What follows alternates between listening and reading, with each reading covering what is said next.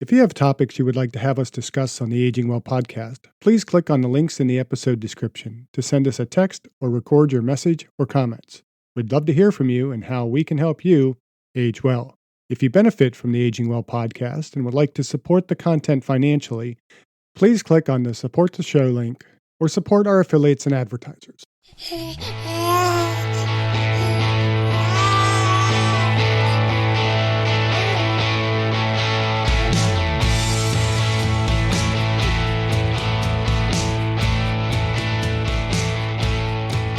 Welcome to the Aging Well podcast. I'm Jeff Armstrong here with Corbin Bruton. In this and the episodes that follow, we will share candid discussions on aging and hear from the experts. We are here to inform and encourage as we experience, aging. In this episode, Dr. Armstrong and Corbin Bruton discuss Skip LaCour's 5 things older men with busy lives must understand about fitness to finally see the results they want. And women, this applies to you too.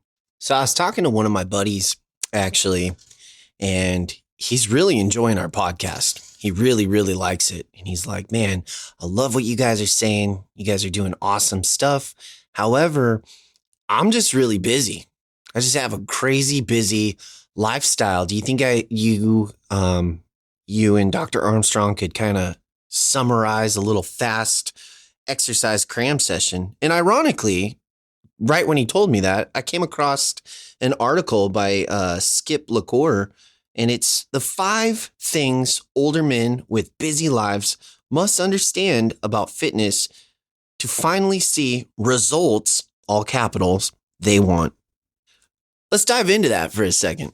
Okay. First of all, I wouldn't call it an article. I'd call it a blog marketing effort, but there's some good stuff in there, although, and we'll leave the link in there. But he's basically using it to entice people to enroll in his age optimization system. And so trust me that, if you go to the article, you're going to be tempted to be lured into buying something.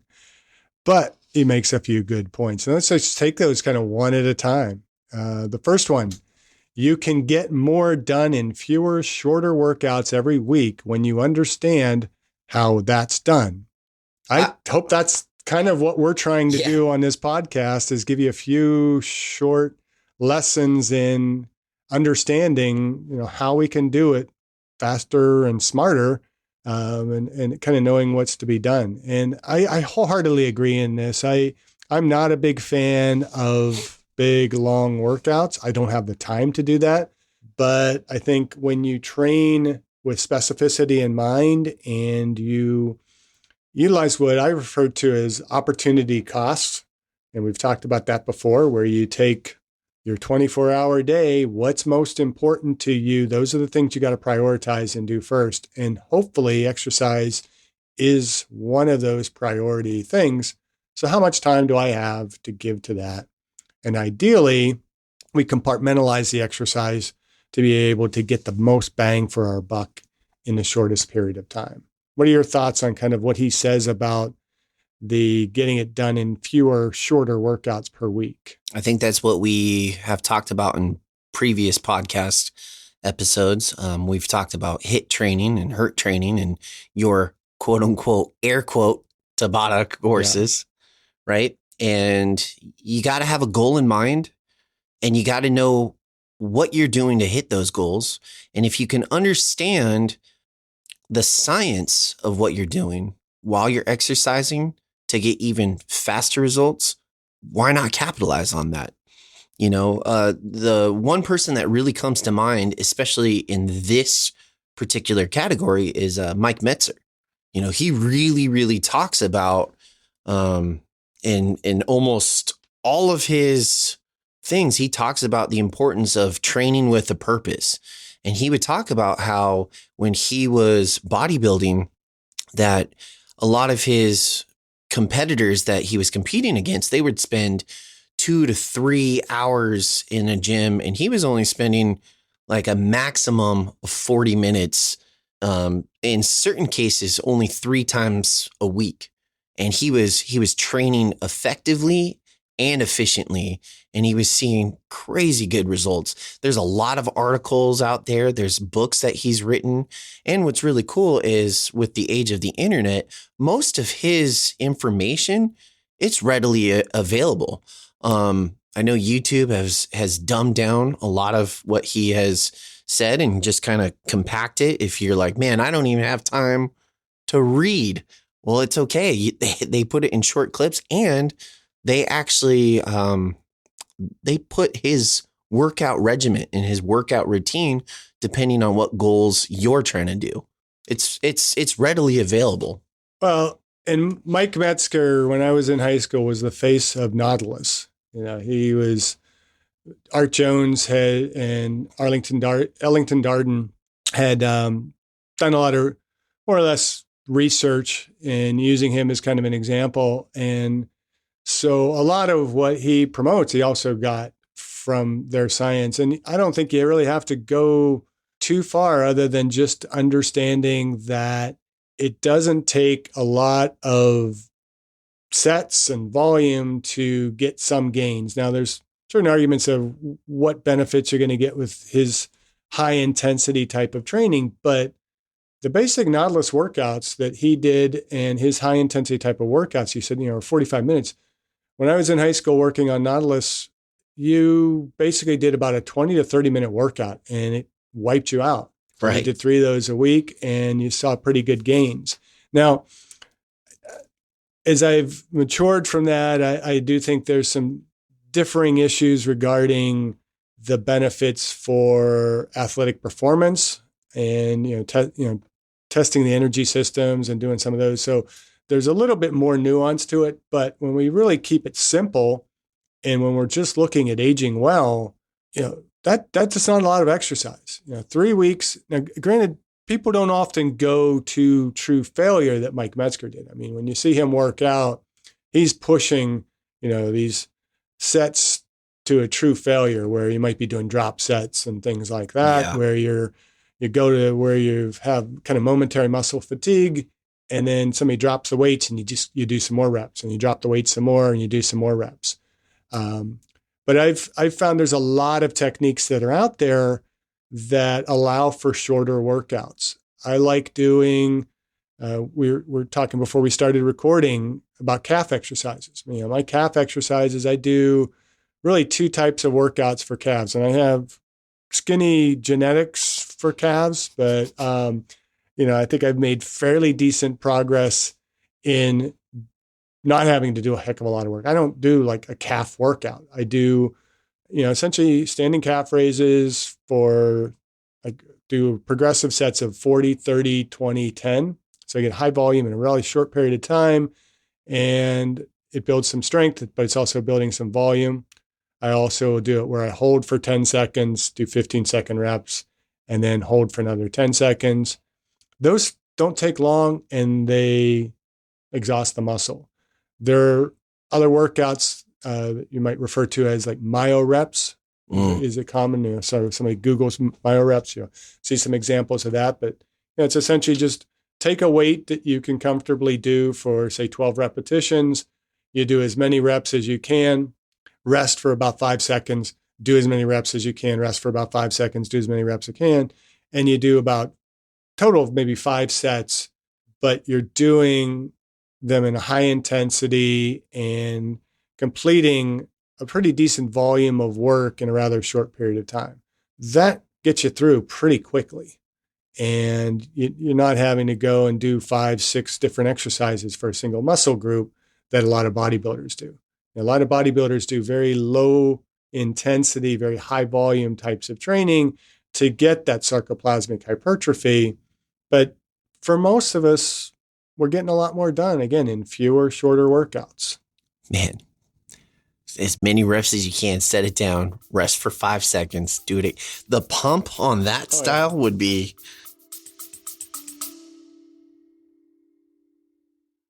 I discussed my epigenetics test with True Diagnostic co-founder Hannah Wendt in episode 162. Epigenetic testing measures baseline and changes in your pace of aging, giving you the power to steer your anti-aging or health and wellness journey in the right direction. I learned that I am aging well.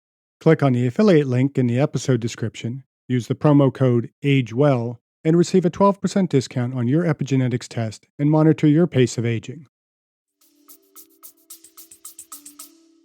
Woo. Yeah, I think from my more recent experience, I think kind of a threshold for anybody to be looking at for volume to be effective is simply being able to accomplish 100 reps. And there's different ways that you can accomplish that. But, if you're shooting for anywhere from nearly 50 to 100 reps in a single exercise, you're going to get some good pump out of that. You're going to get some good adaptation, and it's done pretty short. Wow. So I feel like that contradicts what a lot of people believe of staying within that 8 to 10 or 12 or 6 rep range. Well, I think that 8 to 12 rep range has kind of just found its way into exercise science for convenience. It is fairly optimal for, do a few multiple sets of like 8 to 12 repetitions is in the literature, which again, when you look at the literature and you look at academic studies, they're not necessarily long enough or in a practical enough setting to have perfect value. They give us little pieces of information. And I think we as academics have kind of accepted that 8 to 12 repetitions is optimal for muscle hypertrophy. But there's a lot of different ways to accomplish that work. And so the goal is to accomplish it in the least amount of time and effort. And I think a lot of people are really looking for more hacks to really shorten up that effort. And sometimes they go too far in that extreme. But doing the things that we can get the best quality out of our workouts in the least amount of time is what we should be targeting for as we are attempting to age well and to get stronger with limited amount of time and resources. Perfect segue for item number 2 is knowing how to execute each set determines the quality of your workout. Yeah. And what is he talking about when he talks about the execution of the sets? He's saying that a great workout is nothing more than a series of well-executed intense sets stacked on top of each other. There's a systematic way of thinking and mental and emotional approach to every set that many men just have never learned, no matter how many years they've been working out or how many videos that they've watched. This key distinction is often missed. Yeah, and again, it sounds like he's got some secret in there that none of us are able to access. When in reality, it's emphasizing technique, doing each repetition with a good mind-muscle connection, and not necessarily just kind of cheating through your reps. You see a lot of people, they put too much weight on the bar and they never get a good quality rep. And you see other people that are going really light and they do perfect technique, but they're not overloading the muscle enough. So the goal is to find that sweet spot in which we are able to execute the movement in a way that is isolating that muscle or muscles and stressing it to a level that's going to tell the muscle to adapt. It's not a real earth-shattering principle. It's just like do what you do effectively and you're going to get results. So I do have a question going off of this. And since we mentioned Mike Mentzer, one of his protege, Dorian Yates, kind of capitalized on everything that Mike Mentzer was saying. And he kind of came up with his own theory that we are much stronger with a rep of the actual exertion. So for example, if you're doing a bench or not, he said that we're weaker with the exertion, but we're way stronger with the negative. So for example, if we're doing bench press, he would say that he would push the bench and the exertion of pushing, eventually that pushing portion, he would fatigue, but he noticed that the decline of having control and bringing it in towards the body was much more stronger and wouldn't fatigue as much. And eventually he started working out with a partner who could spot him well enough that once that fatigue would set in, his spotter would help him with the initial the push portion, and then just let him do that decline or sorry, the negative on his own until that negative was too much and he couldn't take it anymore because that fatigue set in. So what's your thoughts on that as a exercise scientist? First of all, I would stress that it's all exertion. Right. That, you kind of emphasize that the one's an exertion, one's not. The reality is you have a different type of exertion. And you remember from physiology of exercise, we talked about the force velocity curve, and you have, what's really high velocity, but going to be low force output down to an isometric contraction. But then that also continues to what's referred to as the eccentric contraction. So you have the concentric contraction. If any people aren't aware of that, is the lifting portion. That's where we're moving against gravity. Whereas the eccentric is where we're moving with gravity. And your muscles are able to do more eccentrically, which means that they can handle more resistance lowering the weight than we can do in lifting the weight. And so what he's basically talking about, and what Mike Metzger, Art Jones, and everything really emphasized in the early years, was emphasizing much more of the negative aspect of the contraction, the lowering portion. And you can fatigue the muscle further when you go beyond concentric volitional fatigue, when we can't push the weight up another repetition, but we can continue to lower it. And we just, if you start getting fatigued lowering it, then eventually you're just not going to be able to support the weight and you're going to drop. And so that's what, both Dorian Yates and Mike Metzger and Art Jones and others have emphasized that eccentric overload. Sometimes do only negative only workouts. Mm-hmm. Now, when you do a negative only workout, and again, you're going to such fatigue, you can expect much more muscle damage and soreness. And so you need more time to recover from that. And that's how, Mike could do one set to failure of a specific exercise and get significant muscle growth out of that. There's literature too that shows that, it's not necessarily taking it to a singular failure, but eventually bringing it to failure. And sometimes that volume is more important. But I think, again, that's where the variety in the exercise becomes important. And when we are doing an exercise, you see a lot of people, when they're benching in the gym, they drop that weight to their chest and just kind of bounce it off their chest and then push it up. Right. And that isn't necessarily working the muscles very effectively. You might even lift more weight because you're able to bounce it off your chest and take advantage of that stretch in the bottom position, but you're going to get more if you're lowering that weight slowly.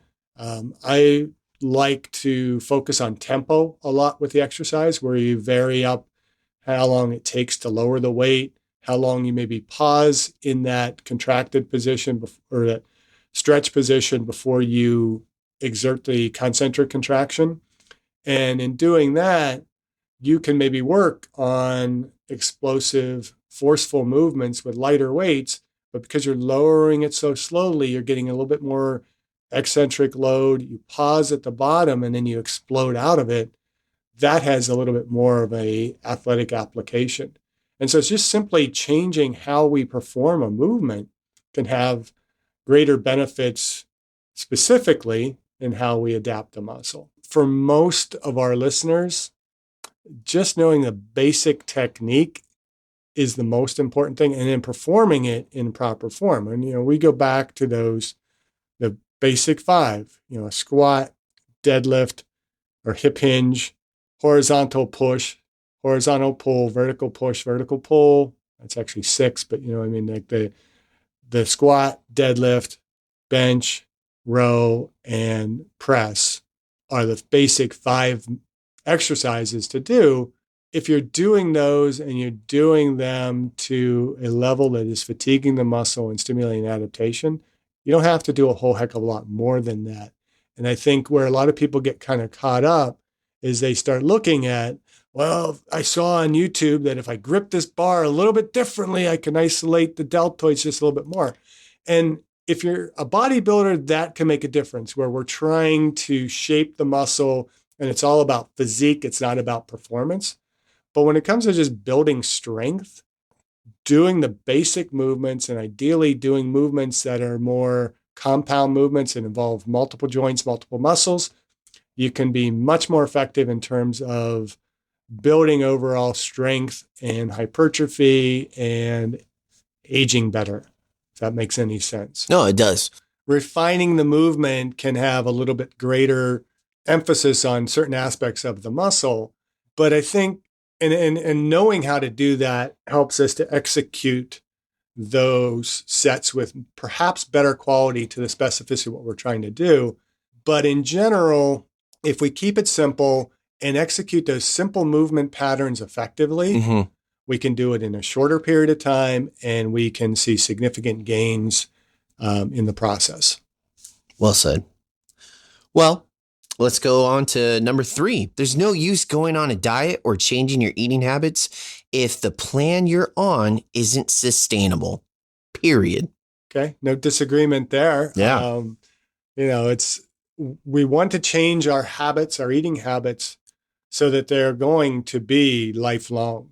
And we shouldn't go on fad diets or anything that requires that we significantly change our normal eating patterns. And I think that's one of the big things he's talking about. And again, I assume he's probably going to promote a diet because he really only follows up with a few lines here. But I like that he says, no matter how dedicated you are, you eventually want to enjoy some delicious foods. Diet should be our habitual eating patterns. We may vary our caloric intake. We might vary our macros a little bit throughout the day, but the foods that we eat need to be the foods that we are going to enjoy eating, because food should be enjoyed. It should also be food that is going to be for the purpose of fueling our body. But, sometimes it's not just simply, broccoli, chicken, and eggs and that kind of stuff to build muscle and to fuel our bodies. That gets boring as anything the longer we do it. And eventually you're going to be eyeing that dessert, or you're going to be, wanting something a little bit different. And there's nothing wrong with having some of that other variety. I've had, Sandy Griffin on the show a couple of times, or on the podcast a couple of times. And Sandy is she paints herself as a bit more of a foodie. She is really good. In fact, I'm waiting on some recipes from her for soups for my son, because my son likes soups, but he's got to gain weight. So we're looking at what kind of soups what can he eat that he can enjoy that's not going to make him bloated and overly full, so that he's getting the calories so that he can maintain his weight gain. And she's great for recipes. And in fact, maybe I'll put the link to her site in there. She's got a lot of recipes that she shares with people, that it's all about enjoying the food, but enjoying it in a healthy fashion. And there's going to be times when we want that food that's a little bit more indulgent, and we can't feel like that's going off our diet. I was having this conversation with students this week about cheat meals. And I don't like the concept of cheat meals, because it can really throw you off your diet completely. What we need to focus on is, adjusting maybe for that particular day to be able to have some of those indulgences, that maybe you have a wedding to go to, or party or something like that, or just simply you want to go have an enjoyable dessert, or you're eating out and you want to have dessert. Well, make those choices wisely, and it should be something that you really, really enjoy, and you're not going to feel guilt having done it. And I like ice cream on occasion. I have little desire for it now, as I try, the longer I've tried to manage my body fat much more effectively. But occasionally I want it. But if I'm going to want it, I'm going to get something good. I'm not just going to eat the crap. I'm not going to go to the grocery store and get the little cubic ice cream that comes in a carton and eat that. I want to go to a place like we have Salt and Straw here. And I think I've mentioned this in an earlier podcast. It gave in some props to Salt and Straw, but really, really good in ice cream. But, it's not small on calories, but it's really, really big on taste and uniqueness. And it's something that you're going to enjoy, and you're not going to feel guilt. It's like a donut. I have no desire for a donut or a lot of different desserts. If I eat a dessert, I want it to be something that I'm not going to feel guilty or just like, why did I eat that? And a lot of donuts, you just kind of take the first bite. It might taste good, but then you take the second. So, why am I eating this? Why do I keep eating this? That's kind of where he's going with this, is that if you are on a diet, and let's consider our diet to be what we eat on a regular basis to ideally maintain our body composition, and we might adjust those foods to lose weight at times, or we might adjust it up to gain weight if we're trying to gain more muscle mass. But we have the caloric balance piece, but the caloric balance comes from what are we eating on a regular basis. And having an intelligent eating plan, as he talks about, is important, but it allows us to eat pizza and eat hamburgers on occasion, as long as we understand the impact that it's going to have on the big picture. Right. And so that is what we should be focusing on as we're trying to look at dieting, and not just go on to some really difficult, painful diet for a period of time, lose the weight that we want to lose, and then go right back to our old eating habits and then gain the weight back. And then we got to lose it again. And we're just yo-yoing back and forth. Diet, unhealthy diet, unhealthy diet, hypocaloric diet, really stringent, really painful, and then just eating willy-nilly. Well, I think, and for some of our listeners that are changing their lifestyles or getting into that habit of, trying to eat healthier, and they're in the beginning phases of that journey, I think just changing the mindset of saying, it's not food I'm putting into my mouth, it's fuel. You kind of mentioned that earlier. It just changing that mindset of, this isn't food, this is fuel. If you're driving a car, you don't want to put crap inside your car. Otherwise, it's not going to go as far, and you got to do more repairs on it. But if you put the good stuff in your car, well, it's going to last a lot longer. You're going to get more bang for your buck, and you're going to be able to, go that extra distance. And it's kind of the same with fueling your body. It's not food, it's fuel. Yeah, but I think, we limit it, the idea of food and enjoying food, when we purely just call it fuel. Because then we just look at the quality of the food that we're eating for performance sake alone. Invariably, we're going to have an emotional attachment to food. We use food in celebration and in meet and greets, family gatherings. Like that. Yeah. But the idea should be that as we enjoy and celebrate with food, that we make those choices a little bit healthier while we still enjoy them. So have a party, have healthy foods. Don't be that person. We got Halloween coming up. I'm not a big fan of Halloween, but I'm not going to be that person handing out carrots to kids. I mean, please. I would rather not hand out candy either, but, maybe you make a little bit healthier choices, not pure sugar kind of candy. Maybe a Snickers bar to me is a little bit healthier than a straight up sugary piece of candy. It's 100% glucose. At least you got some protein in it. Got the protein bar, right? from the peanuts. So, that's maybe a little bit off on an example, but, if I'm entertaining guests, I'm not going to force them to just have, sliced vegetables and a low fat dip for it. We might want chips, but okay, you're going to have chips. Well, what's a little bit healthier in those chips? Or maybe, you shift to like a veggie type of chip as opposed to a just straight up greasy potato chip. But don't fuss over what are we eating. Just look at the quality of what we're eating and try and have enjoyment with it without letting it take you out of that sustainability of your overall dietary goals. That makes sense. Yeah. Speaking of dietary goals, what a great segue to number 4.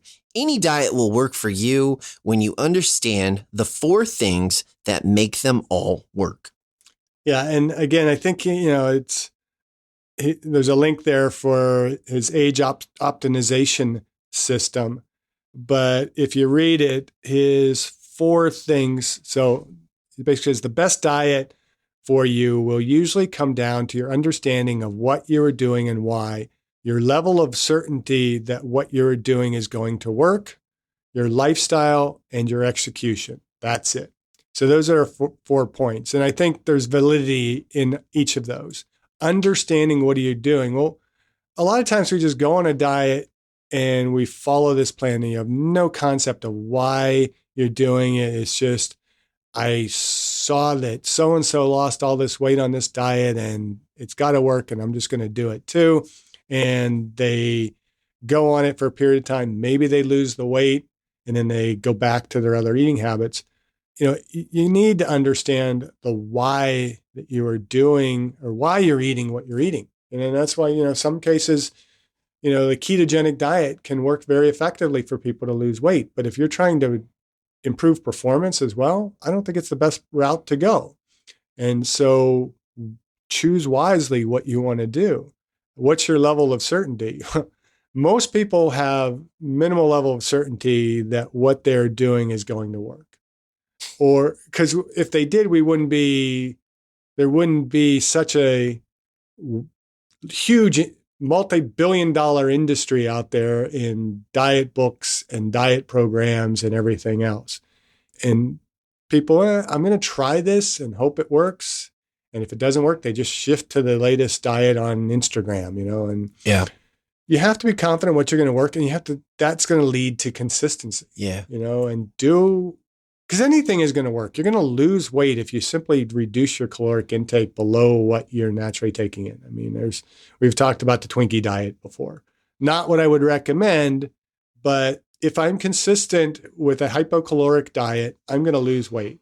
It may not be the best for my performance. It may not be the best for my health, but I will lose weight eating anything in smaller quantities. Carnivore diet's a really big fad crave going on right now. And again, you might have certainty that it's going to work because it is rather ketogenic, but is it the best for you? And that's where, lifestyle comes into play as well. I talked about the opportunity costs. You have to weigh what is going on in your life. What's the best that you can do in your own circumstances? And it's very different for me versus my wife, who is in sales and has to, deal with a lot of networking events and entertaining clients and travel and all those types of things. It's a little bit harder to be consistent in those. And so you have to look at what can I do within my lifestyle, plan my diet to be able to fit this lifestyle. So it's going to be something that is sustainable rather than I'm going to go on this crash diet for a period of months. And then as it becomes increasingly difficult with my lifestyle, I'm going to go back to my old ways. Right. And then execution. Do you think genetics play a part in that? But what do you think about the whole eat right for your blood type craze that was going on about a decade ago? And, in those books that were out there, it would talk about how type O blood, you want to take in way more protein than type B blood. Do you think that has anything that has to do with it, or is it just? I think that's mostly sheer bullshit. Okay. All right. Perfect. We're far more complex than just our blood type. I could not agree more. And there's too many other factors to consider. I mean, again, going back to your lifestyle, what are your goals? And it has nothing to do with blood type. There's too many other genetic factors involved there, lifestyle factors, and everything else to impact our, what diet is going to work best for us.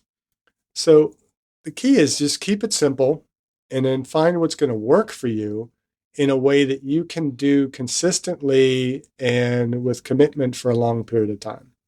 Yeah. Well, I think it is way more complex than how simplified they made it, because even if you would read deeper in the book on where they would get that, it wasn't just blood type. It was blood type and where your family heritage came from on what part of the world. And you should be taking in that type of protein, or you should be taking in those type of vegetables designed for that area. And you're like, what? Just eat healthy. Yeah. Like, And, what if your family is from some remote area far from where you're at? How are you getting access to those ancestral vegetables and foods? yeah, it didn't make sense. That's what always cracks me up with the whole paleo diet. You're supposed to be eating what Paleolithic man ate. Well, if we're eating what the Paleolithic man ate, then forget about avocados, which is a very healthy food because Paleolithic man would not have had avocados. Right. And you would only be eating food that you can gather within walking distance of where you're living. Yeah, like a woolly mammoth. Yeah. It's readily available. We have far more access to a lot of different foods now, which can be good, can be bad. I would favor eating local and eating in season because I think that you get better quality food and it's probably better globally for the environment not to be shipping food all over the place, but and keeping it very simple. But keeping it down to your blood type, that's kind of crazy. Mm-hmm. Well, let's dive into the last and final. Number 5 is you need help figuring out what's best for you, no matter how smart and how hardworking you are, or what you've accomplished in other areas of your life. Yeah, that's the jump to, and now I'm going to present to you my optimizing plan or whatever it was called. Some people are going to need help, and you should not be afraid to ask for help. Educate yourself. There's plenty of information out there. And for some people, there's just too much information out there in regards to health and fitness, which, as an industry, I think we have done a horrible job in reining some of that in. And we are all competing for people's dollars. And so we market ourselves with a bunch of BS rather than admitting to the fact that this is actually fairly simple. Mm-hmm. That there's not a lot of complexity to becoming healthy and fit. It really comes down to execution and sustainability. And sign up for his workout program and you can sustain. Yeah. And I think, in some cases it's, we need to learn. And this is where personal trainers have a very important role in being available to teach people how to do the exercise. But as personal trainers and as exercise professionals, we should be doing our job such that we are not going to have these clients for a lifetime. That we're constantly having to get new clients because we're educating the people and teaching them what to do. And then they go on and they continue to do it and progress accordingly. But to say that you need help figuring out what's best for you, no matter how smart and hardworking you are, or what you've accomplished in other areas of your life. I'm sorry, I got a PhD in exercise physiology. Mm-hmm. I don't need your damn help. But I will admit that I do learn from other people, and I am constantly trying to learn. As you should, though, because the research is constantly changing, especially in the realm of exercise science. Yeah. But I think the physiology really hasn't changed. It's just a matter of getting some new ideas and new ways to approach things. But you don't necessarily need help to figuring out what's best for you. I think we all know what's best for us. We might need a little help figuring out how to accomplish that. We might need a little bit of help with motivating ourselves. But you just need to work at it and then figure it out and execute it. And okay, if you need help, get help. But realize that we're all a little bit smarter than we tend to think we are. We have access to so much information. Probably the biggest obstacle for most people is not knowing what to do. It's carrying out what they're needing to do. If that makes sense. Execution more so than knowledge. So let's break this down. In conclusion, in summary, obviously the 5 things older men with busy lives must understand about fitness to finally see results. Let's cram it down into essentially 3, because that's the way I look at it. 1 and 2 were, they would kind of went hand in glove, and 3 and 4 about nutrition, that also kind of went hand in glove. And number 5, I think you need to put that first. You need to figure out what you want. You need to figure out your goal. You need to understand, why am I working out? What am I working out for? Have that goal set in mind. And then you can cram then number 1 and 2 in this article about training smart, training efficiently, train with a purpose, go that direction. Don't just, I want to get stronger, so I'm going to do really long distance cardio. No, that's not going to work out. And then focus on your diet, change your mindset, fuel the body. Don't just go off of an emotional state of, oh, I'm really bummed, so I'm just gonna eat all the Halloween candy. Change your mindset, and that's okay. And if you mess up and you have a Halloween candy or you have a slice of pizza, don't beat yourself up. It's not going to be the end of the world. We're humans. We have cravings, especially in the realm of food. And it's nice, just like you said, to meet up with some friends and, have some cheeseburger sliders to watch a football game of your favorite team.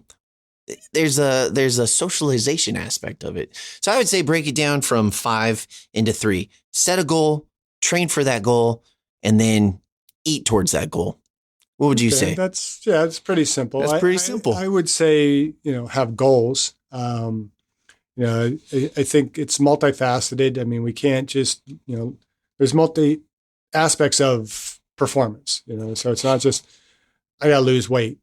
That's a pretty broad goal. Right. So what do I want to, I want to improve my body composition, and that's going to involve, well, maybe I want to gain some muscle mass. Maybe I want to lose fat. I just want to lose fat, so have a specific goal, follow that kind of SMART principle. We've talked about it in previous podcasts. I had the I in front, like Court Cooper had taught me to do, where it's I will do these things. And so, have that specific, measurable, achievable goal that is reasonable, but not reasonable beyond normal expectations, right, and have a timeline and plan. So you do that, then, okay, what do I have to do to execute those goals?